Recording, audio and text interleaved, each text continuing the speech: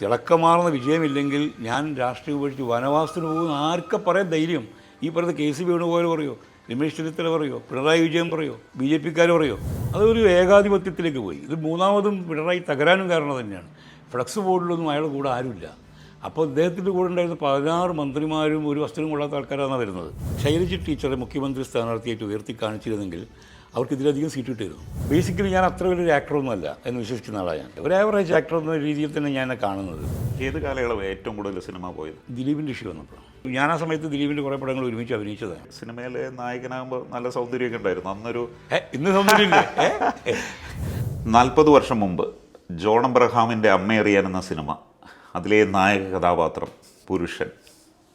40 വർഷത്തിന് ശേഷം ആ സിനിമ കാനിലേക്ക് പോകുന്നു. കൂടെ നായകനായ പുരുഷൻ എന്ന കഥാപാത്രം ഉൾക്കൊണ്ട താങ്കളും. വളരെ അഭിമാനം തോന്നുന്ന, സന്തോഷം തോന്നുന്ന ഒരു കാര്യം. 40 വർഷം മുമ്പ് ഞാൻ ഇങ്ങനെയൊരു സിനിമയിൽ അഭിനയിച്ചു എന്നത് തന്നെ പല മലയാള സിനിമാ പ്രേക്ഷകർക്കും അല്ലെങ്കിൽ എൻ്റെ സഹപ്രവർത്തകർക്കും അറിയില്ല എന്നെനിക്കിപ്പോഴാണ് മനസ്സിലായത്. കാരണം പുതിയ തലമുറപ്പെട്ട കുട്ടികളൊന്നും തന്നെ ആ സിനിമ കണ്ടിട്ടുണ്ടാവില്ല. 40 വർഷം മുമ്പുള്ള ആൾക്കാർ പോലും പലരും കണ്ടിട്ടില്ല എന്ന് എനിക്കിപ്പോഴത്തെ മനസ്സിലായി. എങ്കിലും ഇങ്ങനെ ഈ കാലത്തെ അതിജീവിക്കുന്ന ഒരു സിനിമയിൽ പ്രധാന വേഷം ചെയ്യാൻ എനിക്ക് കിട്ടിയ നിയോഗം എൻ്റെ ജീവിതത്തിലെ ഏറ്റവും വലിയ ഒരു അച്ചീവ്മെൻ്റാണ്. ഒരു നടനെന്ന രീതിയിൽ മാത്രമല്ല, ആ ഒരു പ്രസ്ഥാനത്തിൻ്റെ, ഒഡേസ എന്നുള്ള മൂവ്മെൻറ്റിൻ്റെ ഭാഗമാകാൻ കഴിഞ്ഞതാണ് എനിക്ക് അതിലേറെ സന്തോഷം തോന്നുന്ന കാര്യം. ഈ കാനിലേക്ക് പോകാനുള്ള ഒരു സാഹചര്യം എന്താ? ഇത് ഹെറിറ്റേജ് ഫൗണ്ടേഷൻ എന്ന് പറഞ്ഞ ഒരു ടീമുണ്ട്. ബോംബെ കേന്ദ്രമായി പ്രവർത്തിക്കുന്ന ശിവേന്ദ്ര സിംഗ് ദുരാദ്കർ എന്ന് പറഞ്ഞ ഒരു മനുഷ്യനാണ് ഇതിൻ്റെ പിന്നിലെ അധ്വാനം. അദ്ദേഹത്തിൻ്റെ ടീമും ഇങ്ങനെ ക്ലാസിക്കലായിട്ടുള്ള സിനിമകൾ പലതും റീസ്റ്റോർ ചെയ്യുന്നൊരു ഏർപ്പാട് തുടങ്ങി. ഒരുപാട് പണവും അതുപോലെ അധ്വാനം, ഊർജ്ജം ഒക്കെ ചെലവഴിച്ചാണ് അവരിത് ചെയ്യുന്നത്. അങ്ങനെ അവർ ചെയ്ത ഒരു പടമാണ് തമ്പ്, അരവിന്ദൻ്റെ. അത് കാനിൽ 3 വർഷങ്ങൾക്ക് മുമ്പ് പ്രദർശിപ്പിച്ചിരുന്നു. ഇപ്പോൾ ഇത് വേൾഡ് ക്ലാസിക് സീരീസിലാണ് ഇത് വരുന്നത്. അങ്ങനെ അമ്മ അറിയാൻ ആ അർത്ഥത്തിൽ ഇങ്ങനെ റീസ്റ്റോർ ചെയ്യപ്പെട്ട് 4K ആയിട്ട് റീസ്റ്റോർ ചെയ്യപ്പെട്ടിട്ടാണ് ഇപ്പോൾ കാനിൽ പ്രദർശിപ്പിക്കുന്നത്. അപ്പോൾ ഇതിൻ്റെ ഭാഗവാക്കായി പ്രവർത്തിച്ചിരുന്ന പ്രധാനപ്പെട്ട ആൾക്കാരെ ആദരിക്കുന്നൊരു ചടങ്ങുണ്ട്. അതിലൊന്നാണ് ഈ റെഡ് കാർപ്പറ്റ്. അപ്പോൾ അതിലേക്ക് ക്യാമറാമാൻ വേണു, പിന്നെ എഡിറ്റർ ബീന പോൾ, പിന്നെ നായകനായി അഭിനയിച്ചിരുന്ന ഞാൻ, ഇങ്ങനെ 3 ആളെ അവർ ക്ഷണിച്ചിരിക്കുകയാണ്. അപ്പോൾ ഈ റീസ്റ്റോർ ചെയ്യപ്പെടുന്ന ഇതിൻ്റെ ഒരു കാറ്റഗറി എന്ന് പറഞ്ഞാൽ ബ്രിട്ടീഷ് ഫിലിം ഇൻസ്റ്റിറ്റ്യൂട്ട് തിരഞ്ഞെടുത്ത 100 മികച്ച ഇന്ത്യൻ സിനിമകളിൽ ഒന്ന് അമ്മ അറിയാനായിരുന്നു അക്കാലത്ത്. അതിൻ്റെ ഒരു അടിസ്ഥാനത്തിലാണ് ഇതിലേക്കുള്ള എൻട്രി വരുന്നത്.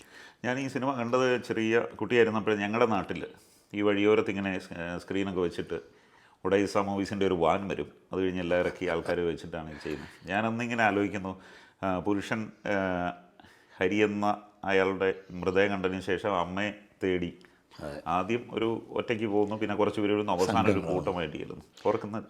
അതെ, ഞാൻ തന്നെ പ്രദർശിപ്പിക്കാൻ പോയിട്ടുണ്ട് പല സ്ഥലത്തും. ഇതിപ്പോൾ ഒരു കൺവെൻഷണൽ സിനിമാ സങ്കല്പമല്ലല്ലോ. നായകൻ, നായിക, കുറേ പാട്ട്, കുറേ ഫൈറ്റ്, കുറേ സെൻറ്റിമെൻറ്റ്സ്, അതൊന്നുമല്ല. This is totally different. Making wise ആണെങ്കിലും ശരി, അതിൻ്റെ കണ്ടൻറ് വൈസ് ആണെങ്കിലും ശരി, എക്സിക്യൂട്ട് ചെയ്ത രീതിയാണെങ്കിലും ഒക്കെ ഡിഫറൻ്റ് ആയിരുന്നു. ലോകത്തിൽ ആദ്യമാണ് അങ്ങനത്തെ ഒരു സിനിമ. പബ്ലിക് ഫണ്ടിൽ നിന്നാണ്, അതായത് ജനങ്ങളിൽ നിന്നും 2 രൂപയും 10 രൂപയും 1000 രൂപയൊക്കെ പിരിച്ചിട്ടാണ്. ഞാനൊക്കെ പിരിക്കാൻ പോയിട്ടുണ്ട് ബക്കറ്റായിട്ട്. ഫോട്ടോ വെച്ച് നോക്കി ഞങ്ങൾക്ക് മികച്ചവടക്കാരൊക്കെ 2 രൂപ വെച്ചിട്ടാണ് തന്നത്. ആ പൈസ കിട്ടിയിട്ടാണ് ഞങ്ങൾ ഫിലിം വാങ്ങാൻ മദ്രാസിലേക്ക് ഒരാൾ പറഞ്ഞേക്കുക. അങ്ങനെ എടുത്തൊരു പടം ഡിസ്ട്രിബ്യൂട്ടർ എന്ന ആൾ ഇല്ലാതെ എങ്ങനെ ജനങ്ങളിൽ എത്തിക്കാം എന്നുള്ളതാണ് ജോണിൻ്റെ ഒരു വലിയ ചാലഞ്ച്. റെവല്യൂഷണറി ആയിട്ടുള്ള ഒരു കാര്യം അതാണ്. കാരണം ഡിസ്ട്രിബ്യൂട്ടറാണ് പലപ്പോഴും സിനിമയുടെ ഉള്ളടക്കം പോലും തീരുമാനിക്കുക. നിങ്ങളുടെ പടം ഞാൻ എടുക്കണമെങ്കിൽ അതിൽ ഇത്ര ഫൈറ്റ് വേണം, ഇത്ര പാട്ട് വേണം, ഇന്ന ആൾ ഹീറോ ആവണം, ഇന്ന ആൾ ഹീറോ ആവണ്ട, ഇങ്ങനെയൊക്കെ പറയുന്നത് പലപ്പോഴും ഡിസ്ട്രിബ്യൂട്ടേഴ്സാണ്. അങ്ങനെ ഒരാൾ വേണ്ട. പകരം നമ്മുടെ അടുത്ത സിനിമ ഡയറക്റ്റായിട്ട് ജനങ്ങൾക്ക് കാണിച്ചു കൊടുക്കുന്നു. അങ്ങനെ ഗ്രാമാന്തരങ്ങളിൽ നിങ്ങൾക്ക് അങ്ങനെ കണ്ടത്, ഗ്രാമാന്തരങ്ങളിൽ, സ്കൂളുകളിൽ, ലൈബ്രറികളിൽ, പബ്ലിക് സ്പേസിൽ, പാർക്കുകളിൽ, ഫിലിം സൊസൈറ്റികളിൽ, ഇങ്ങനെ ഒരു 10-15 വർഷത്തോളം ഈ സിനിമ ഒരു 1-2 16mm പ്രൊജക്ടറായിട്ട് മൂവ് ചെയ്തിരുന്നു. ഈ സിനിമ മാത്രമല്ല, അതൊരു പാക്കേജ് ആയിരുന്നു. ചാപ്പളിൻ്റെ കിഡ് ഉണ്ടായിരുന്നു, ഋത്തിക് ഘട്ടക്കിൻ്റെ മെഗാതക്ക താര, സുവർണരേഖ, സത്യജിത്രയുടെ പടം, അങ്ങനെ ചോമനദുടി, അങ്ങനെ കുറേ പടങ്ങളുണ്ട്. ഇപ്പോൾ 40 വർഷം കഴിയുന്നു, ഏതാണ്ട് 180-ലധികം സിനിമകൾ. ഇടയ്ക്കൊന്ന് തിരിഞ്ഞു നോക്കുമ്പോൾ ഈ സ്വയം ഒരു അനലൈസിങ് നടത്താറുണ്ടോ? സ്വയം അനലൈസിങ് ഇടയ്ക്കിടയ്ക്ക് നടത്തും ഞാൻ പല കാര്യങ്ങളിലും, ഈ സിനിമ മാത്രമല്ല. ബേസിക്കലി ഞാൻ അത്ര വലിയൊരു ആക്ടറൊന്നുമല്ല എന്ന് വിശ്വസിക്കുന്ന ആളാണ് ഞാൻ. മനസ്സിലായില്ലേ? ഒരു ആവറേജ് ആക്ടർ എന്ന രീതിയിൽ തന്നെ ഞാൻ കാണുന്നത്. എനിക്ക് എല്ലാ വേഷവും എനിക്ക് ചെയ്യാൻ പറ്റുന്നൊരു അതിമാനുഷിക ഇതൊന്നുമല്ല ഞാൻ. അപ്പോൾ എനിക്ക് ചെയ്യാൻ പറ്റുന്ന വേഷങ്ങൾ എന്നെ തേടി വരുന്നു, അപ്പോൾ ഞാൻ ചെയ്യുന്നു. അപ്പോൾ അമ്മ അറിയാൻ കഴിഞ്ഞിട്ട് വലിയൊരു ഗ്യാപ്പ് വന്നു. അത് എൻ്റെ തന്നെ ചില തീരുമാനങ്ങളുടെ ഒരു ശരിയാണോ തെറ്റാണോ എനിക്കിപ്പോഴും അറിയില്ല. എന്ന് വെച്ചാൽ ഞാൻ അന്ന് ഈ കച്ചവട സിനിമയ്ക്ക് എതിരായിരുന്നു. എന്ന് വെച്ചാൽ കച്ചവട സിനിമയല്ല ശരിയായ സിനിമ, നല്ല സിനിമ അതല്ല എന്നുള്ള ധാരണ അന്നും ഇന്നും ശക്തമാണ്.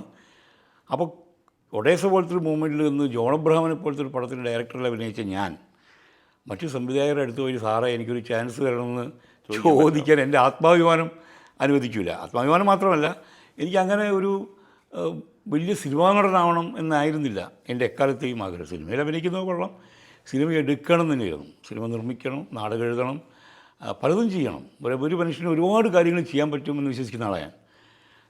ചില കാര്യങ്ങൾ നമ്മൾ ഷൈൻ ചെയ്യും, ചിലതിൽ നമ്മൾ ഷൈൻ ചെയ്യില്ല. ഒക്കെ ശ്രമിച്ച് നോക്കിയിട്ടുണ്ട്, ഒക്കെ ശ്രമിച്ചും നോക്കുന്നുണ്ട്. അപ്പോൾ ഒരു വലിയ ഗ്യാപ്പ് അങ്ങനെ വന്നു. നമ്മൾ പരിചയക്കാരായ ഒരുപാട് സിനിമാ സുഹൃത്തുക്കളുണ്ട്. പറഞ്ഞാൽ മതി എനിക്കൊരു പടത്തിൽ അഭിനയിക്കണം എന്ന് പറഞ്ഞാൽ പറ്റുന്ന കാര്യമാണ്. പക്ഷെ എൻ്റെ അഹങ്കാരം അനുവദിച്ചില്ല. ഒന്ന് അവർ വിളിക്കട്ടെ എന്നൊക്കെ. പിന്നെ മമ്മൂക്ക ഒരു ഇൻ്റർവ്യൂ പറഞ്ഞപ്പോഴാണ് ഞാൻ ആലോചിക്കുന്നത്, നമ്മൾ സിനിമ നമ്മളെ തിരഞ്ഞു വരില്ല, നമ്മൾ സിനിമയെ തിരഞ്ഞു പോകണം. അദ്ദേഹം ഒരുപാട് അടുത്ത് ചാൻസ് ചോദിച്ച മനുഷ്യനാണ്. അങ്ങനെയാണ് അദ്ദേഹം സിനിമയിൽ വരുന്നത്. പക്ഷേ എനിക്കത് സാധിച്ചില്ല. പക്ഷേ പിന്നെ ഒരു ഘട്ടം കഴിഞ്ഞ് ഞാൻ അന്നയ റസൂലും വന്നു, ആമേൻ വന്നു. അപ്പോൾ എനിക്ക് പറ്റിയ കുറേ വേഷങ്ങൾ എന്നെ തേടി വന്നു. അങ്ങനെ ഞാൻ വീണ്ടും ഈ 178 സിനിമകളിലോളം അഭിനയിച്ചത്. എനിക്കിഷ്ടം ഫാദർ ഒറ്റപ്ലാക്കലാണ്. അതൊരുവിധം എല്ലാവർക്കും ഇഷ്ടമാണ്, എനിക്ക് തന്നെ ഇഷ്ടമാണത്. ഞാൻ ചെയ്തതിൽ ഏറ്റവും മികച്ച വേഷങ്ങളിൽ 2 എനിക്കെപ്പോഴും തോന്നുന്നു. ഒന്ന് ഫാദർ ഒറ്റപ്ലാക്കിലും, ഒന്ന് ടി വി ചന്ദ്രൻ്റെ മോഹവലയം എന്നൊരു സിനിമ. അതിലെനിക്ക് സ്റ്റേറ്റ് അവാർഡൊക്കെ ഉണ്ടായിരുന്നു. പക്ഷെ അത് അധികം കണ്ടിട്ടില്ല. അങ്ങനത്തെ ഒരു ക്ലാസ് സിനിമയായിരുന്നത്. അന്ന് ഈ ജോൺ അബ്രഹാമിൻ്റെ സിനിമയിലെ നായകനാകുമ്പോൾ നല്ല സൗന്ദര്യമൊക്കെ ഉണ്ടായിരുന്നു അന്നൊരു. ഇന്ന് സൗന്ദര്യമില്ലേ? അതിൽ നിന്ന് പിന്നെ ഒരു ഗ്യാപ്പ്, ഒരുപാട് കാലം കാത്തിരിക്കേണ്ടി വന്നു. അന്ന് മുടിഞ്ഞ ഗ്ലാമറാണ് അപ്പോൾ ആൾക്കാർ കമൻറ്റ് ചെയ്യുന്നത്. അത് അന്നത്തെ ഒരു മാച്ച് ഓഫ് സ്റ്റൈലായിരുന്നത്. അതെ, അതിൻ്റെ കോസ്റ്റ്യൂം അങ്ങനെയാണ്. പിന്നെ ഞാനെപ്പോഴും ഈ കാലത്തിനനുസരിച്ച് സഞ്ചരിക്കുന്ന ഒരാളാണ്. ഞാനിങ്ങനെ ബുദ്ധിജീവി അല്ലെങ്കിൽ ജുബട്ട് സഞ്ചി തൂക്കി നടന്നൊരു ആളല്ല. ആ കാലത്ത് ഞാൻ ജീൻസും കിട്ടാവുന്ന ഏറ്റവും മോഡേണായിട്ടുള്ള ഷർട്ടൊക്കെ ആരെങ്കിലൊക്കെ തരും, വാങ്ങും ഒക്കെ ചെയ്യും. സിനിമയിൽ അഭിനയിക്കുന്നതിനൊപ്പം കർശനമായ നിലപാടുകൾ പല കാര്യങ്ങളിലും. ശരിക്കും താങ്കൾ CPM-നെയാണോ വിമർശിക്കുന്നത്, പിണറായി വിജയനെയാണോ വിമർശിക്കുന്നത്? അത് എന്ത് കാര്യം എന്ന് വെച്ചാൽ, ഞാൻ പറഞ്ഞല്ലോ, ബേസിക്കലി ഞാനൊരു ആക്ടറല്ല. ആക്ടറാവാൻ വേണ്ടി ജനിച്ച ആൾക്കാരുണ്ട്. അത് അതിനു വേണ്ടി ഒരുപാട് സാഹസങ്ങൾ ചെയ്യുന്നു, കുതിരയോട്ടം പഠിക്കുന്നു, നീന്തൽ പഠിക്കുന്നു, ജിമ്മിൽ പോകുന്നു. ഞാൻ അങ്ങനത്തെ ഒരാളല്ല. എനിക്ക് ഈ ലോകം നന്നായി കാണണമെന്ന് ആഗ്രഹിക്കുന്നൊരു മനുഷ്യൻ മാത്രമല്ല ഞാൻ. അപ്പോൾ അതിനുവേണ്ടി ഞാൻ നാടകം എഴുതും, നാടകം കളിക്കും, രാഷ്ട്രീയ പ്രവർത്തനം നടത്തിയിട്ടുണ്ട്. ഞാൻ പിണറായി വിജയന് അല്ലെങ്കിൽ CPM-നെ വിമർശിക്കാൻ വേണ്ടി മാത്രം അവതരിച്ച ഒരാളാണെന്ന് തെറ്റിദ്ധാരണയുണ്ട്. അതല്ല, ഞാൻ സ്കൂൾ കോളേജ് കാലഘട്ടത്തിൽ തന്നെ പൊളിറ്റിക്സിൽ ആക്റ്റീവായിരുന്നു. സോഷ്യലിസ്റ്റ് വിദ്യാർത്ഥി ഫെഡറേഷനിലായിരുന്നു ഞാൻ ആദ്യം. അത് കഴിഞ്ഞിട്ട് പിന്നെ CPI-ML പ്രസ്ഥാനത്തിൻ്റെ വിപ്ലവ വിദ്യാർത്ഥി സംഘടനയുടെ സംസ്ഥാന കമ്മിറ്റി മെമ്പറാണ്. നമ്മൾ കുറച്ച് മെമ്പർമാരേ ഉള്ളൂവെങ്കിലും അതിൻ്റെ പേരിൽ പോലീസ് മർദ്ദനവും അറസ്റ്റും ജയിലൊക്കെ ഉണ്ടായിട്ടുണ്ട്. അതൊന്നും ആൾക്കാർക്ക് അറിയില്ല. ആൾക്കാർക്ക് സിനിമാ നടനെ അറിയുള്ളൂ. ആ പ്രസ്ഥാനത്തിൽ നിന്ന് വിട്ടതിന് ശേഷം, അല്ലെങ്കിൽ ആ പ്രസ്ഥാനം ഇല്ലാതായതിനു ശേഷം, സാമൂഹ്യ പ്രശ്നങ്ങളിൽ നിരന്തരം ഇടപെട്ടുകൊണ്ടിരിക്കുന്ന ആളാണ് ഞാൻ. അത് കോഴിക്കോട് മെഡിക്കൽ കോളേജിൽ ജനകീയ വിചാരണയാണെങ്കിലും ശരി, ജനകീയ സാംസ്കാരിക വേദി നടത്തിയ സമരങ്ങൾ, ചൂതാട്ട സമരമാണെങ്കിലും ശരി, അതുപോലെ നമ്മളുടെ കുഞ്ഞിബിയുടെ പോലീസ് ലോക്കപ്പ് മർദ്ദനാണെങ്കിലും ശരി, ഇനി കൊക്കക്കോളയ്ക്കെതിരായിട്ടുള്ള സമരമാണെങ്കിലും, മൗർ റയൻസിൻ്റെ മലിനീകരണത്തിനെതിരെ, ഇതിലൊക്കെ നമ്മൾ പാർട്ടിസിപ്പേറ്റ് ചെയ്ത ആളാണ്. അന്ന് ഇത്ര പോപ്പുലർ അല്ലാത്തതുകൊണ്ട് നിങ്ങൾക്കറിയില്ല. പിന്നീട് വന്നപ്പോൾ നമ്മൾ ഈ ഉമ്മൻചാണ്ടി മിനിസ്ട്രിയിൽ ഞാൻ വിമർശിച്ചിട്ടുണ്ട്. അതൊക്കെ ആരും അറിയില്ല, അത് ഫേസ്ബുക്കൊന്നുമില്ല. അത് കഴിഞ്ഞ് ഫസ്റ്റ് പിണറായി സർക്കാർ വരുന്ന സമയത്ത് പ്രദീപ് കുമാറിന് വേണ്ടി ഞാൻ അവിടെ ക്യാമ്പയിൻ നടത്തിയിട്ടുണ്ട്. ഞാൻ വർക്ക് ചെയ്തിട്ടുണ്ട്, വോട്ട് ക്യാൻവാസ് ചെയ്യാൻ പോയിട്ടുണ്ട്. സെക്കൻഡ് പിണറായി സർക്കാർ വന്നപ്പോൾ കാര്യങ്ങൾ മാറി. അത് ഞാൻ മാത്രമല്ല, എല്ലാവരും പറയും. അതൊരു ഏകാധിപത്യത്തിലേക്ക് പോയി. ഇത് മൂന്നാമതും പിണറായി തകരാനും കാരണം തന്നെയാണ്. ഫ്ലക്സ് ബോർഡിലൊന്നും അയാളുടെ കൂടെ ആരുമില്ല. അപ്പോൾ അദ്ദേഹത്തിൻ്റെ കൂടെ ഉണ്ടായിരുന്ന 16 മന്ത്രിമാരും ഒരു വസ്തുവും കൊള്ളാത്ത ആൾക്കാരാണ് വരുന്നത്. ഞാൻ മാത്രം എന്നുള്ളത് വളരെ സ്വേച്ഛാധിപത്യപരമായ നിലപാടാണ്. ഇത് രണ്ടാം പിണറായി സർക്കാർ തുടങ്ങിയപ്പോഴേ തുടങ്ങി. പിന്നെ അദ്ദേഹം ചെയ്തിട്ടുള്ള ഓരോ കാര്യങ്ങളിലും പ്രത്യേകിച്ചും 7 പേരെ വെടിവെച്ച് കൊന്നു മാവോയിസ്റ്റുകളെന്ന പേരിൽ. ഞാൻ മാവോയിസ്റ്റല്ല, മാവോയിസം കേരളത്തിലോ ഇന്ത്യയിലോ നടപ്പിലാക്കാൻ സാധ്യതയുമില്ല. എങ്കിലും 7 പേരെ നിലമ്പൂർ കാടുകളിൽ വെടിവെച്ച് കൊന്നു. അവർ തിരിച്ച് വെടിവെച്ചതല്ല, അവർ കാട്ടിലിരിക്കുന്നവർ വെടിവെച്ച് കൊല്ലരുത്. തണ്ടർ ബോൾട്ടാണ് വെടിവെച്ചതെന്ന് പറയും. പക്ഷേ തണ്ടർ ബോൾട്ടിൽ ഇവരെ വെടിവെച്ചാലേ കേന്ദ്ര ഗവൺമെൻറ് ഒന്ന് ഫണ്ട് കിട്ടുള്ളൂ. മനസ്സിലായില്ലേ? ഫണ്ട് കിട്ടുള്ളൂ. അർബൻ നക്സലൈറ്റുകൾ വേണം എന്നുള്ള പേരിലാണ് അലൻ താഹമാരെ അറസ്റ്റ് ചെയ്തത്. ഇതൊക്കെ കാണിക്കുന്നത് നിഷ്ഠൂരമായ ഭരണം തന്നെയാണ്.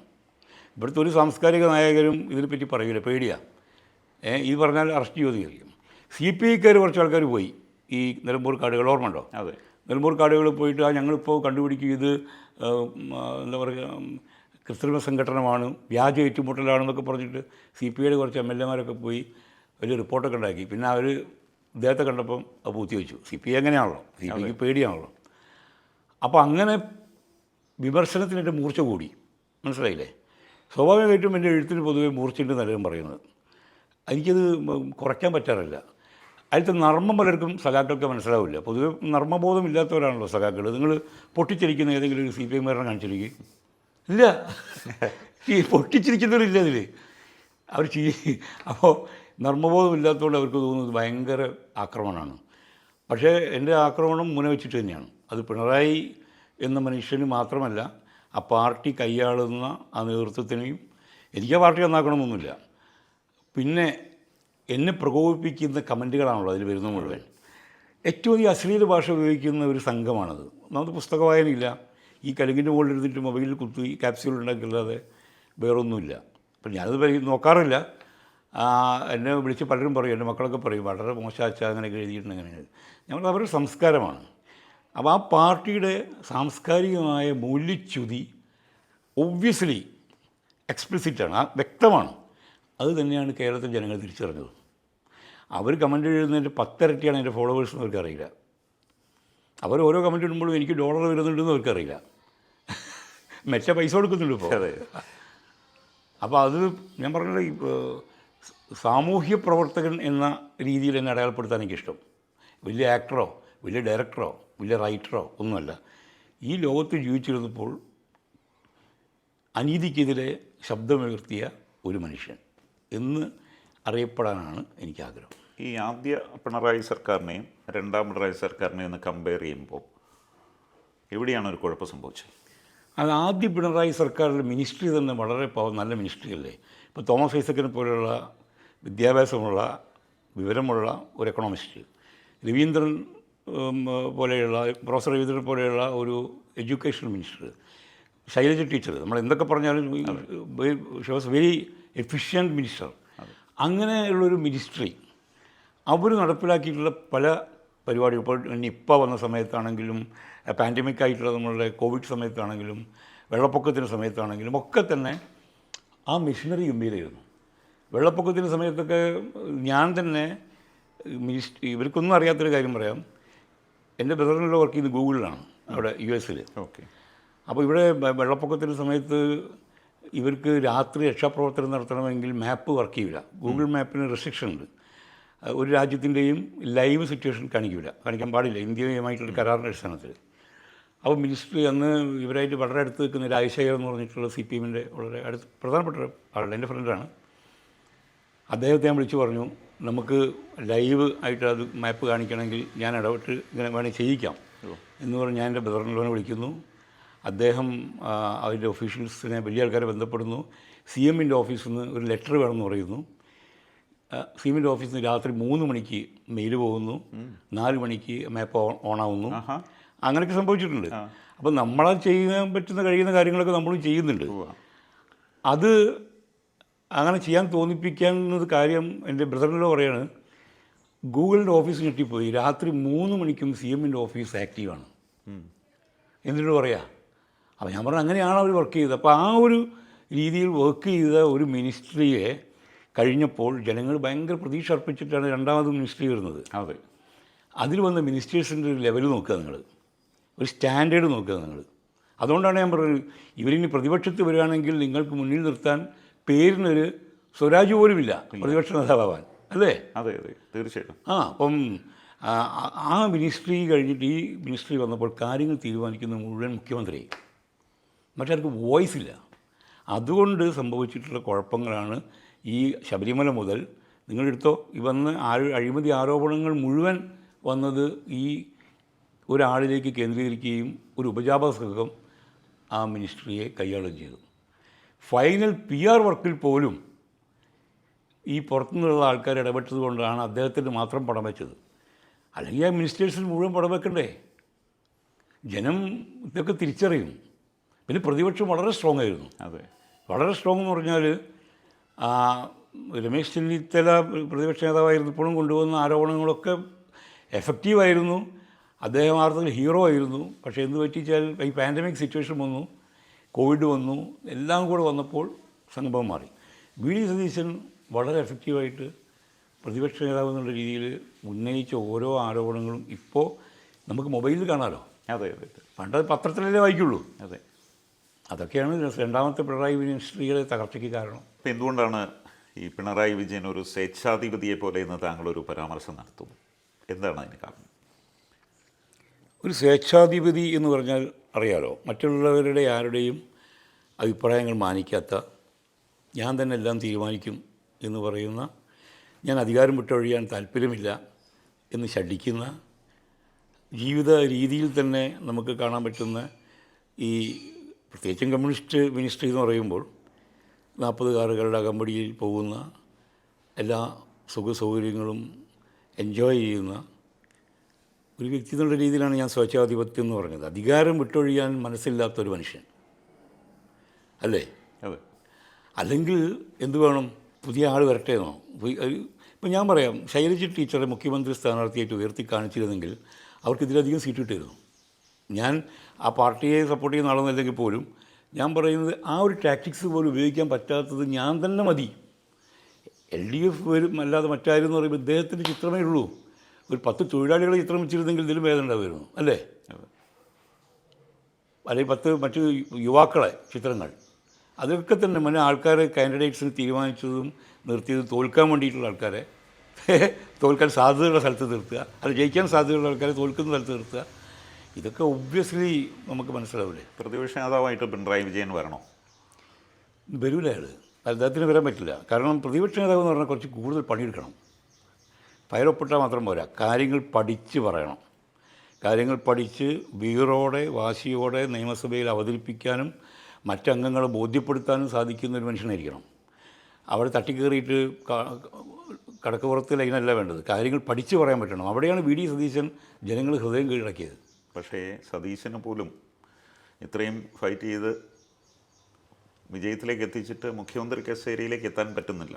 ചർച്ചകൾ നടക്കുകയാണ്. അല്ല, അത് ആ പാർട്ടിയുടെ ഒരു സെറ്റപ്പാണ്. ഇതൊക്കെ ഒരു കോർപ്പറേറ്റ് കമ്പനികളാണ് ഈ പാർട്ടികളൊക്കെ തന്നെ. എല്ലാ രാഷ്ട്രീയ പാർട്ടികളും, CPM ആണെങ്കിലും ശരി, കോൺഗ്രസ് ആണെങ്കിലും ശരി, BJP ആണെങ്കിലും ശരി, ഇവരൊക്കെ ഭരിക്കുന്നത് ഫണ്ടാണ്, പണമാണ്. ഇപ്പം വി ഡി സതീശൻ ആ അർത്ഥത്തിൽ പണമില്ലാത്ത ഒരാളാണ്. MLA-മാർക്ക് കൊടുക്കാൻ, ഇലക്ഷൻ ഫണ്ട് കൊടുക്കാൻ ഫണ്ടില്ല. അയാളെവിടെ എടുത്ത് കൊടുക്കും? അദ്ദേഹത്തിന് ആകെ കൊടുക്കാൻ പറ്റിയത് ചില നിലപാടുകളാണ്. ആ നിലപാടുകൾ പാർട്ടിക്കാർ മാത്രമല്ല, ഞാൻ പാർട്ടിക്കാരനല്ലല്ലോ, എന്നെപ്പോലെ ചിന്തിക്കുന്ന ബ്രോഡ് ലെഫ്റ്റായിട്ടൊരു വലിയൊരു ഗ്യാങ് കേരളത്തിലുണ്ട്. പഴയ നക്സലൈറ്റുകളും പുതുതായി ചിന്തിക്കുന്ന ആൾക്കാരും CPM വിട്ട ആൾക്കാരും ഒക്കെ തന്നെ. അവരൊക്കെ തന്നെ ഇദ്ദേഹത്തിൻ്റെ ഈ വർഗീയതയ്ക്കെതിരെയുള്ള നിലപാടിനും അദ്ദേഹത്തിൻ്റെ ആ ഫൈറ്റിംഗ് സ്പിരിറ്റിനെയും പുതിയ ഒരു കേരളത്തെ പറ്റി പറയുന്ന സ്വപ്നത്തിനെയും പിന്താങ്ങുക ചെയ്ത്. ഈ കോൺഗ്രസ്സിലെ പൊളിറ്റിക്സ് ആര് മുഖ്യമന്ത്രി ആവണമെന്നുള്ള പൊളിറ്റിക്സിൽ കിടക്കുന്നില്ല. പക്ഷേ ജനങ്ങൾ ആഗ്രഹിക്കുന്നത് വി ഡി സതീശൻ മുഖ്യമന്ത്രിയാണെന്ന് നമുക്കറിയാമല്ലോ. അപ്പം ഡെയിലി നമ്മൾ കാണുന്നതാണ്. ഇതുണ്ടാക്കുന്ന പ്രത്യാഘാതം എന്തായിരിക്കും വെച്ചാൽ കോൺഗ്രസ്സിൽ വീണ്ടും ഗ്രൂപ്പുകളുണ്ടാവും. 2 or 3 ഗ്രൂപ്പുകളുണ്ടാവാം. തീർച്ചയായിട്ടും ഇപ്പോൾ തന്നെ ഉരുത്തിരിഞ്ഞ് വരുന്നുണ്ട്. ഇനിയിപ്പോൾ സതീശൻ മുഖ്യമന്ത്രി ആകുന്നില്ല എന്ന് വെച്ചാലും സതീശൻ്റെ ജനപ്രീതി കുറയുന്നില്ല, അത് മനസ്സിലാക്കണം. അതാണ് ഞാൻ കാണുന്ന അദ്ദേഹത്തിൻ്റെ ക്വാളിറ്റി. അതാണ്. ഇപ്പോൾ സതീശൻ മുഖ്യമന്ത്രിയാകുന്നില്ലെങ്കിൽ ഞാൻ MLA ആയി തുടർന്നോളാം എന്നൊരു നിലപാടെടുത്താലോ? വളരെ നല്ലതായിരിക്കും, വളരെ നല്ലതായിരിക്കും. അദ്ദേഹം ചിലപ്പോൾ അങ്ങനെ ചെയ്തേക്കാം. കാരണം വനവാസത്തിന് പോകുന്ന പറയാൻ ധൈര്യം കാണിച്ചൊരു നേതാവിനെ ഞാൻ എൻ്റെ ജീവിതത്തിൽ കണ്ടിട്ടില്ല. തിളക്കമാർന്ന വിജയമില്ലെങ്കിൽ ഞാൻ രാഷ്ട്രീയം ഉപേക്ഷിച്ച് വനവാസത്തിന് പോകുന്ന ആർക്കെ പറയാൻ ധൈര്യം? ഈ പറയുന്ന KC വേണുഗോപാൽ പറയോ, രമേശ് ചെന്നിത്തല പറയോ, പിണറായി വിജയൻ പറയോ, BJP-ക്കാർ പറയോ? ആർക്കും പറയാൻ പറ്റില്ല. ആ ഒരു ഡിറ്റർമിനേഷൻ ഉണ്ടല്ലോ, അത് അദ്ദേഹം ഇപ്പോൾ MLA ആയിട്ട് അവിടെ പറവൂരിൽ ഒരു ഓഫീസിട്ട് തുടർന്നാലും ജനം അങ്ങോട്ട് ഒഴുകിയെത്തും. ഐ വാണ്ട് ടെറിബിൾ എന്നൊരു സിനിമയുണ്ട്, പൊതംകിനൊക്കെ എടുത്തിട്ടുള്ള ഐസൻസ്റ്റീൻ്റെ. ഐവാൻ കിങ് ആയിരുന്നു, ക്രൂരനായ ഭരണാധികാരിയായിരുന്നു. അയാൾ രാജ്യഭ്രഷ്ടനാക്കി, അയാൾ ഒറ്റയ്ക്ക് പോയി താമസിക്കുന്നു, ഇവിടെ വേറെ മിനിസ്ട്രി ഭരിക്കുന്നു. ഈ മിനിസ്റ്ററുടെ ഭരണത്തിൻ്റെ കെടുകാര്യസ്ഥത കൊണ്ട് ജനങ്ങൾ നടന്ന് ചെന്ന് ഐവാനെ തന്നെ തിരിച്ച് കൂട്ടിക്കൊണ്ടുവരിക. ഞങ്ങൾക്ക് അങ്ങനെ ക്രൂരനായ ഭരണാധിപതി കൂട്ടിക്കൊണ്ടുവരികയാണ്. VD സതീശനല്ല മുഖ്യമന്ത്രിയെങ്കിൽ സംഭവിക്കാൻ പോകുന്നത് വീണ്ടും ജനങ്ങൾ സ്വേച്ഛാധിപതിയായ പിണറായിയുടെ അടുത്തേക്ക് പോകും. എന്നോട് സംസാരിക്കുമ്പോൾ കടുത്ത നിലപാടുകൾ, അതായത് ഇപ്പോൾ ഞാനിങ്ങനെ പറഞ്ഞതുകൊണ്ട് അവരെന്നെ അറ്റാക്ക് ചെയ്യുമോ എന്നുള്ള ഒരു ചിന്തയൊന്നുമില്ല. ഇപ്പോൾ CPM-നെ വിമർശിക്കുന്നു, അതേസമയം കോൺഗ്രസ്സിലെ പ്രശ്നങ്ങളെ വിമർശിക്കുന്നു. ഈ വിമർശനങ്ങൾ സിനിമയെ ബാധിച്ചിട്ടുണ്ടോ താങ്കളുടെ? ഉണ്ട്. സിനിമയെ ബാധിച്ചിട്ടുണ്ട്. പക്ഷെ അത് ഞാൻ കാര്യമാക്കുന്നില്ല. ഞാൻ പറഞ്ഞില്ലേ, അൾട്ടിമേറ്റ്ലി ഒരു സിനിമാക്കാരനായിട്ട് ജീവിച്ച് മരിക്കുക അങ്ങനെയൊന്നും എനിക്ക് ആഗ്രഹങ്ങളില്ല. സിനിമയിൽ അതിൽ മാത്രമല്ല, ഞാനെടുത്ത പല നിലപാടുകളിലും, ദിലീപിൻ്റെ ഇഷ്യൂ ആണെങ്കിലും ഒക്കെ തന്നെ, അതിലെനിക്ക് അവസരങ്ങൾ നഷ്ടപ്പെടുക, എന്നെ മാറ്റുക, ഒതുക്കുക, ഒഴിവാക്കുക, പരിപാടികളിൽ വിളിക്കാതിരിക്കുക, അങ്ങനെയൊക്കെ ഉണ്ടല്ലോ. അല്ലെങ്കിൽ സിനിമ നിന്ന് ഒഴിവാക്കുക, അതൊക്കെ ഉണ്ടാവും. അത് ഞാനെടുത്ത അനുകൂലമായ നിലപാട് കൊണ്ട് എന്നെ ഒരു കോൺഗ്രസ്സുകാരുടെ സിനിമയിലേക്ക് വിളിച്ചിട്ടുമില്ല. അങ്ങനെയുണ്ട്. പക്ഷേ എനിക്ക് ചെയ്യാൻ കഴിയുന്ന കാര്യങ്ങൾക്ക് വേണ്ടി എന്നെ സമീപിക്കുന്നതിൽ നല്ല സംവിധായകർ പല രാഷ്ട്രീയക്കാരുണ്ട്. CPM-നോട് അനുഭവമുള്ള രാഷ്ട്രീയക്കാരൻ അവർ പറയും, നിങ്ങൾ നമ്മുടെ പാർട്ടീനെ ശരിയാക്കുന്നുണ്ട് കേട്ടോ, പക്ഷേ അവരുടെ പടത്തിൽ ഞാൻ അഭിനയിക്കുന്നുണ്ട്. ഇപ്പോൾ CPI-യുടെ ആളാണ് നമ്മളുടെ നേമം പുഷ്പരാജ്, അല്ലേ? അദ്ദേഹത്തിൻ്റെ കഴിഞ്ഞ പടത്തിൽ പ്രധാന വേഷം ഞാനാണ് ചെയ്തത്.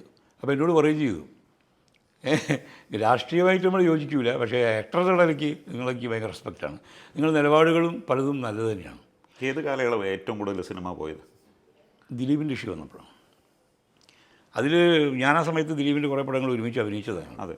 അപ്പോൾ ഞാൻ ആ കുട്ടിയായിട്ട് സംസാരിച്ചിട്ടാണ് ഞാനൊരു നിലപാടിലെത്തിയത്. അല്ലാതെ പെട്ടെന്ന് പത്രം വായിച്ചിട്ട് ഉള്ളൊരു നിലപാടായിരുന്നില്ല.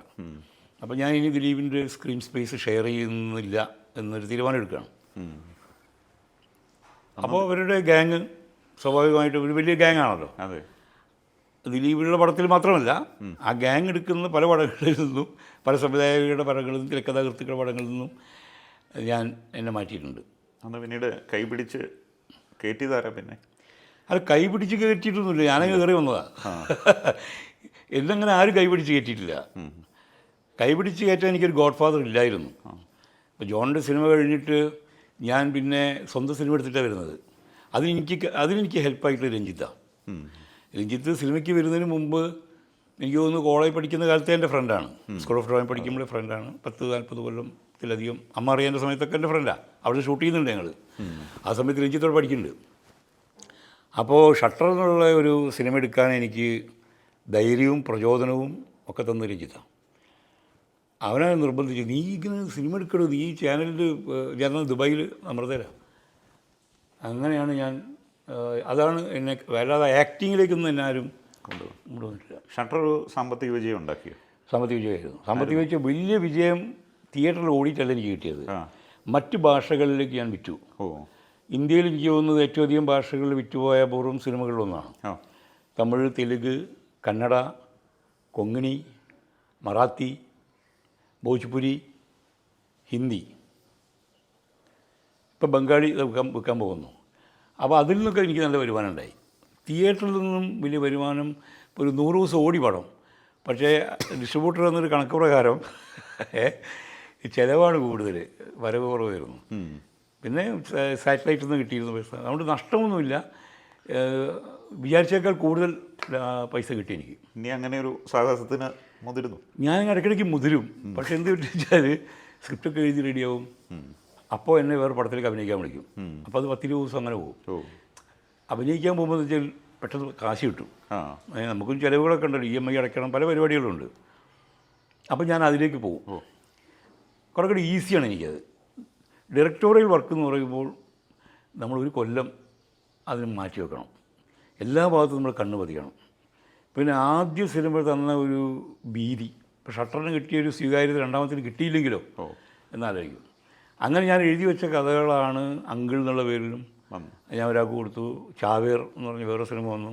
അപ്പോൾ ഞാൻ വീണ്ടും ഒന്ന് ചെയ്യാനൊരു പുറപ്പാടില്ല.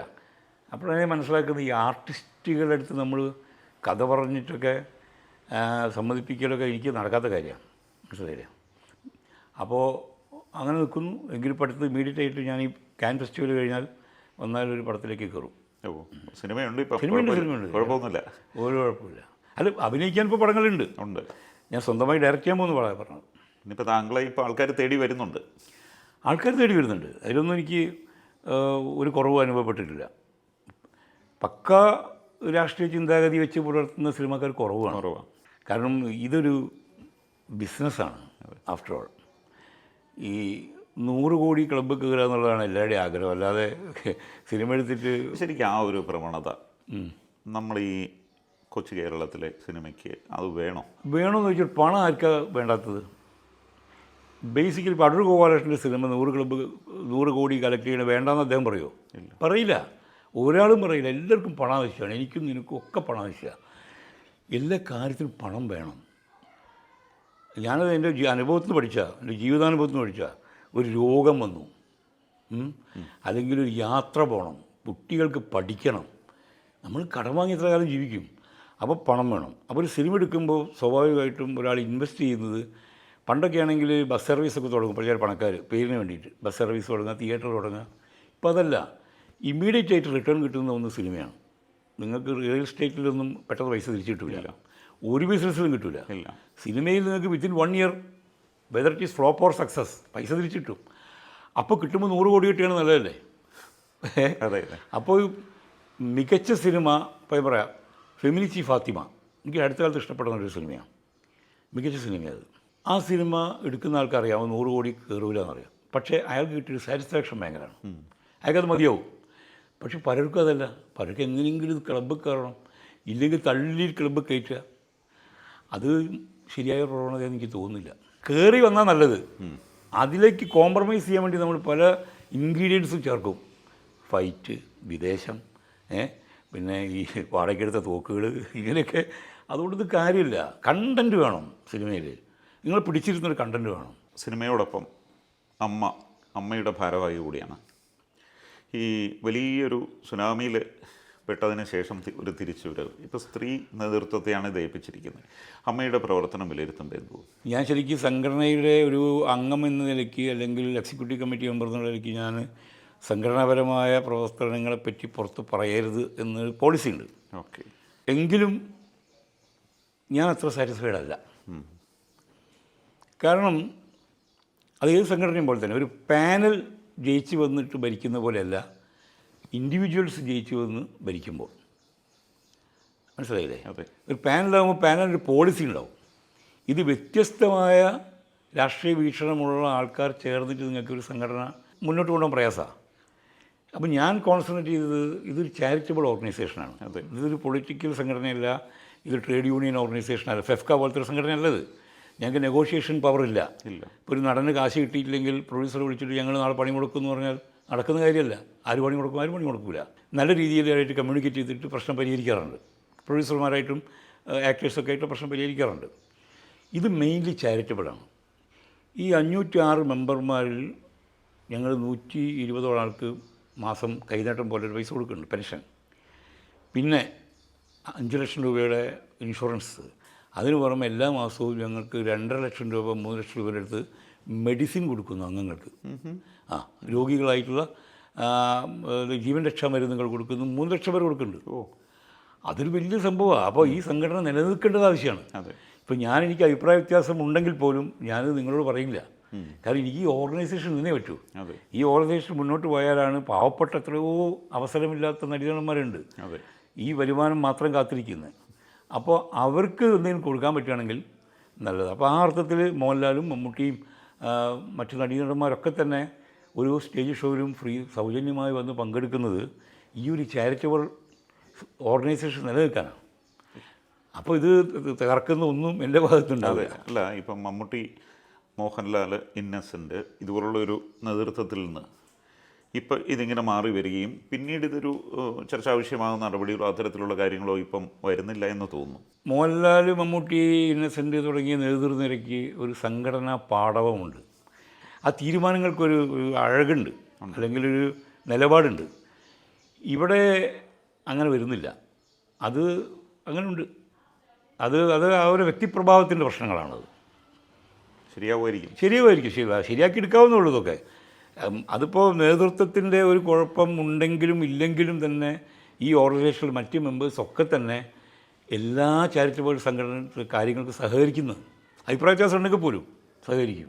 അതുപോലെ ഈ കഴിഞ്ഞ തെരഞ്ഞെടുപ്പിൽ ഒരു രാഷ്ട്രീയമായിരുന്നു ഒരു പ്രധാന പ്രശ്നം. കാരണം നേരത്തെയൊന്നും ഒരു പാനൽ വന്നാലും പൊളിറ്റിക്കലി ചിന്തിക്കില്ലായിരുന്നു, സിനിമ ആയിരുന്നു ചിന്ത. അതെ. കഴിഞ്ഞ തവണത്തെ തെരഞ്ഞെടുപ്പിൽ പക്ഷേ പൊളിറ്റിക്സ് കടന്നു വന്നിരുന്നു. അതെന്താ വെച്ചാൽ എനിക്ക് തോന്നുന്നത് ഈ ഇന്നസെൻ്റൊക്കെ MP ആയല്ലോ. അതെ. അപ്പോൾ പലരും വിചാരിച്ചു അമ്മയുടെ പ്രസിഡൻറ്റ് സെക്രട്ടറി ആയി കഴിഞ്ഞാൽ ഭാവിയിൽ MP ആവാം, MLA ആവാം. അപ്പോഴും അങ്ങനെ മോഹിക്കാമല്ലോ, രാജ്യസഭാംഗമാവാം എന്നൊക്കെ. അങ്ങനെ ചില രാഷ്ട്രീയ ചിന്തകളുണ്ടാവാം. എവിടെയാണ് താങ്കൾക്കൊരു സാറ്റിസ്ഫാക്ഷൻ കിട്ടാത്ത ഈ അമ്മയുടെ പ്രവർത്തനങ്ങളിൽ? സാറ്റിസ്ഫാക്ഷൻ കിട്ടാത്തത് അങ്ങനെ പറയാൻ പാടില്ല. ചാരിറ്റബിൾ ഓർഗനൈസേഷൻ എന്നുള്ള രീതിയിൽ ഞാൻ സാറ്റിസ്ഫൈഡാണ്. പക്ഷേ ചില തീരുമാനങ്ങൾ എടുക്കുന്ന കാര്യത്തിലുമൊക്കെ തന്നെ ഒരു വെറുതെ ചർച്ചകൾ ചെയ്യുന്നു. ഞാൻ ഇതിലേക്ക് കിടക്കുന്നു. ഓക്കെ, വേണ്ട, കുഴപ്പമാകണ്ടല്ലോ. കുഴപ്പമാക്കണ്ട. ഇപ്പം 40 വർഷം കഴിഞ്ഞു, 150 സിനിമ ചെയ്തു. ഇനിയുള്ളൊരു മുന്നോട്ടുള്ള പാത എങ്ങനെയാണ്? എൻ്റെയോ? ഒരു പിടിയിലിടൂ. അതായത് സത്യം, എനിക്കങ്ങനെ ഒരു വ്യക്തമായ ലക്ഷ്യം ഞാൻ ജീവിതത്തിൽ തുടക്കത്തിലേ കണ്ടിട്ടില്ല. അതുകൊണ്ടാണ് താൻ ആദ്യം ചോദിച്ചത് പേടിയുണ്ടാവും. എനിക്കൊരു പേടിയില്ലാത്തതുകൊണ്ടാണ്. എന്ത് പേടിക്കാനാ? ഈ പ്രായം വരെ ഞാൻ മുന്നോട്ട് പോയി. അപ്പം ഞാൻ പറയാനുള്ളത് തുറന്നു പറയുമ്പോൾ ശത്രുക്കളുണ്ടെങ്കിൽ പോലും എനിക്ക് ഭയങ്കര സുഖമാണ്. ഞാനത് പറഞ്ഞല്ലോ. പറയാതെ കൊണ്ടുവരുന്നത് എനിക്ക് വലിയ രോഗം വരും. അപ്പോൾ ഇനിയിപ്പോൾ ചിലപ്പോൾ സിനിമ എടുക്കാതിരിക്കാം, സിനിമയിൽ നിന്ന് അഭിനയ രംഗത്ത് തീരെ ഔട്ടാവാം. അപ്പോൾ ഞാൻ നാടകം എഴുതും, അല്ലെങ്കിൽ ഞാൻ നോവൽ എഴുതും, ഞാൻ പലതും ചെയ്യും. എൻ്റെ കവിതാ സമാഹാരം വരാൻ പോകുന്നുണ്ട്, ഡ്രാക്കുളയുടെ പ്രണയ കവിത. ഇനി അതല്ലെങ്കിൽ വീണ്ടും പഴയ നമ്മളൊക്കെ ജോലി ചെയ്ത പോലെ പത്രക്കാരൻ്റെ ജോലിയിലേക്ക് മാറാം. അങ്ങനെ ഒരു ഇതിപ്പോൾ കാൻ ഫെസ്റ്റിവൽ എന്നെ ജീവിതത്തിലും പ്രതീക്ഷിക്കാത്തതാണ്. ആഗ്രഹിച്ചിരുന്നു, പറഞ്ഞാൽ വിശ്വസിക്കില്ല അത്. അതായത് അവിടേക്ക് എനിക്ക് ചില നിമിത്തങ്ങളിലൊക്കെ വിശ്വാസം വരും, ദൈവത്തിലൊക്കെ വിശ്വാസം ഇടയ്ക്ക് വരും, പോവുകയൊക്കെ ചെയ്യും. സ്കൂൾ പഠിക്കുന്ന കാലത്ത് ഞാനും എൻ്റെ സുഹൃത്തും കൂടെ സ്ഥിരമായിട്ട് ഞങ്ങൾ സിനിമ നാന എന്നൊക്കെ പറഞ്ഞ സാധനം, സിനിമാ വാരിക നാന, ഇതൊക്കെ വായിക്കാൻ ഭയങ്കര ഇഷ്ടമുള്ളതുകൊണ്ട് ഞങ്ങൾ സ്കൂളിനടുത്തുള്ളൊരു കടയുണ്ട്, അപ്പേട്ടൻ്റെ. അയാളിത് സ്റ്റാപ്പിൾ ചെയ്ത് വെച്ചാൽ അങ്ങനെ ഇയാളുടെ അടുത്ത് നല്ല മുട്ടായൊക്കെ വാങ്ങിയിട്ട് മെല്ലെ അയാൾ കാണാതെ തുറന്നിട്ട് വായിക്കും. അപ്പോഴാണ് ഞാൻ സുരാസു, ജോൺ അബ്രഹാം തുടങ്ങിയ ആൾക്കാരെ പറ്റിയൊക്കെയുള്ള ഇത് വായിക്കുമ്പോൾ ഡിഫറൻ്റായ മനുഷ്യർ, പ്രത്യേകിച്ച് ജോണിനെ പറ്റിയിട്ട് എഴുതിയത് ഇങ്ങനൊരു മനുഷ്യനോ. അഗ്രഹാരത്തിൽ കഴുത എന്ന് പറഞ്ഞ കഴുത ഒരു സിനിമ എടുത്തു. കഴുതയുടെ ഒരു തലയോടിന് വേണ്ടിയിട്ട് ചാരായം കുടിച്ചിട്ട് ചത്ത കഴുതയുടെ തലയോട് മാന്തിയെടുത്തു. അത് ഞാൻ മനസ്സിലാലോചിച്ചു. അയാൾക്ക് അതിന് പ്രസിഡൻറ്റിന് വെള്ളി മെഡൽ കിട്ടിയ സിനിമയ്ക്ക്, ഏത് തമിഴ് സിനിമയിൽ MGRഉം ശിവാജി ഗണേശനൊക്കെ വാഴുന്ന കാലത്തത്. അപ്പോൾ ഞാൻ മനസ്സിലാഗ്രഹിക്കുക, ഇദ്ദേഹത്തിന് പടത്തിലൊക്കെ എനിക്ക് അഭിനയിക്കാൻ പറ്റിയ എന്ത് നല്ലതായിരുന്നു, സത്യം. പിന്നീട് അത് സംഭവിച്ചു. ഇപ്പോൾ അത് കാൻ ഫെസ്റ്റിവലിൽ ഐ നെവർ എക്സ്പെക്റ്റഡ്. അപ്പോൾ അതിൻ്റെ ഒരു ഭയങ്കരമായ സന്തോഷം. ഇങ്ങനെയൊക്കെ സംഭവിക്കും. ഇപ്പോൾ നമ്മൾ ഒരുമിച്ച് വർക്ക് ചെയ്ത ആൾക്കാരാണ് അല്ലേ? അതെ. ഇപ്പോൾ ഞാൻ ഈ ഇങ്ങനെ അഭിമുഖം എടുക്കുന്നതിന് അത്ഭുതമല്ലേ, ആലോചിച്ച് നോക്കുന്നത്. അതെ. ഇപ്പം മധു ആണെങ്കിലും എത്രയോ കൂടെ നമ്മൾ വർക്ക് ചെയ്ത പത്രക്കാരൊക്കെ ഇല്ലേ, അവരൊക്കെ. അപ്പോൾ ഞാൻ ദുബായിൽ അമൃതയിൽ വർക്ക് ചെയ്യുമ്പോൾ മമ്മൂക്കേൻ്റെ ഒരു പടം അവിടെ ഫെസ്റ്റിവലിൽ പ്രദർശിപ്പിക്കാൻ വരിക. അപ്പോൾ ഞാനത് സിംഗിൾ മെൻ ബ്യൂറോ ആണ്, കെട്ടുണ്ണി സർക്കസ്. അതായത് ക്യാമറ, മൈക്ക്, റിപ്പോർട്ടിങ്, വണ്ടി ഓടിക്കൽ എല്ലാം നമ്മുടെ തന്നെ. ഞാൻ എൻജോയ് ചെയ്തൊരു കാലമായിരുന്നത്. അപ്പോൾ മമ്മൂക്കയുടെ ശ്യാംപ്രസാദൊക്കെ ഉണ്ട്, അവർ വരുമ്പോൾ നമ്മൾ പത്രക്കാരൊക്കെ നിന്നിങ്ങനെ ചോദ്യം ചോദിക്കുമല്ലോ. അപ്പോൾ എല്ലാവർക്കും കൂടെ വേണ്ടി മൈക്ക് ഞാനാണ് പിടിക്കുന്നത്. അമൃതയുണ്ട്, ഏഷ്യാനെറ്റ് ഉണ്ട്, ജയ്ഹിന്ദ് ഉണ്ട്, കൈരടി ഉണ്ട്. ഒരാൾക്ക് നിൽക്കാൻ പറ്റുള്ളൂ. ഞാൻ മമ്മൂക്കയുടെ ചോദിച്ചു നിൽക്കുന്നത് അന്ന് കണ്ടു തന്ന ഒരാളെ ചന്ദ്രകാന്ത്, ഇപ്പോൾ ന്യൂസ് 18 അതെ സോഷ്യൽ ചന്ദ്രകാന്ത്. ഓൺലൈൻ്റെ ഹെഡ്. അപ്പോൾ ചന്ദ്രകാന്തിനറിയാം ഞാൻ അമ്മ അറിയാണ്ടൊക്കെ അഭിനയിച്ച ഒരാളാണെന്നറിയാം. ഇത് കഴിഞ്ഞ് എന്നോട് ചോദിച്ചു, നിങ്ങൾക്ക് എന്താ പറ്റിയത്? നിങ്ങളുമായിട്ട് ഒരാൾ ഇവരോട് മൈക്കൊക്കെ പിടിച്ചിട്ട് നമ്മളത് ജീവിക്കാൻ വേണ്ടി നമ്മൾ ജോലി ചെയ്യുന്നു. എനിക്കൊരു കുടുംബം പോയിട്ടുണ്ടേ. അതെ, ഞാൻ അമ്മ അറിയാണ്ട് അഭിനയിച്ചിട്ടുണ്ടെന്ന് പറഞ്ഞ് വീഡിയോ വിളിച്ച് വെറുതെ വീട്ടിലിരിക്കാൻ പറ്റുമോ? ഇത് കഴിഞ്ഞ് ഞാനും മമ്മൂക്ക് എത്രയോ പടങ്ങൾ അഭിനയിക്കുന്നു. അപ്പോൾ ഞാൻ ഒരിക്കലും പറയാം, ഓ താണ്ടായിരുന്ന കൂട്ടത്തിൽ ഇതാണ് ലൈഫ്. നമ്മൾ പ്രതീക്ഷിക്കാത്ത ജീവിതത്തിൽ നല്ലത് സംഭവിക്കുമ്പോൾ നമ്മുടെ ജീവിതത്തെക്കുറിച്ച് നമ്മൾ ഹാപ്പിയാവും. ഇപ്പം എൻ്റെ മോൻ പറയുന്നു, അച്ഛൻ അന്ന് ഈ അനാർക്കി കളിച്ചിട്ടും സാംസ്കാരിക വേദിയായിട്ടും നക്സലൈറ്റ് മൂവ്മെൻറ്റൊക്കെ ആയിട്ട് നടന്നിട്ട് ജീവിതം പോയി എന്ന് കരുതിയ എൻ്റെ അമ്മയൊക്കെ, അമ്മ എൻ്റെ വീട്ടുകാരൊക്കെ തന്നെ എൻ്റെ കൂട്ടുകാരും, അന്നത്തെ അച്ഛൻ്റെ ഇൻവെസ്റ്റ്മെൻറ്റാണ് ഇപ്പം അച്ഛന് തിരിച്ചിട്ടത്. ഫിക്സഡ് ഡിപ്പോസിറ്റ് തിരിച്ചു. കറക്റ്റ്. അതായത് നമുക്ക് ശരിയും തോന്നുന്ന കാര്യങ്ങൾ നമ്മൾ ചെയ്തുകൊണ്ടിരിക്കുക. ശക്തമായ നിലപാടുകളും നല്ല സിനിമാ സ്വപ്നങ്ങളുമായി മുന്നോട്ട് പോകും. Okay, thank you.